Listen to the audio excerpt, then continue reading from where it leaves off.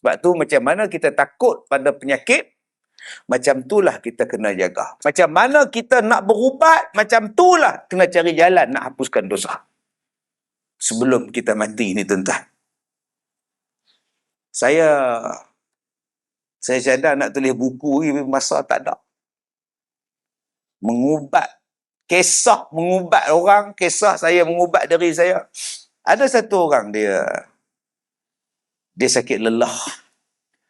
Dia datang jumpa saya pergi mengajar di surau. Ustaz boleh tak mengubat penyakit lelah? Saya tak pandai.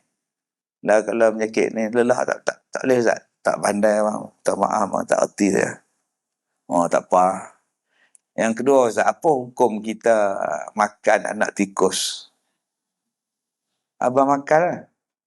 Oh, saya makan Ustaz. Berapa ekor? 2. Siapa suruh makan? Sensei. Untuk ubat sakit lelah. Macam mana abang makan? Anak tikus yang merah tu gulung dengan gardenia. Makan. Saya bila datang Ramadan jumpa buah Melaka, sudah teringat yang tu.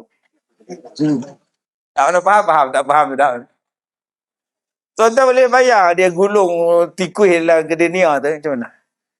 Tak, dia melecup. Merecip.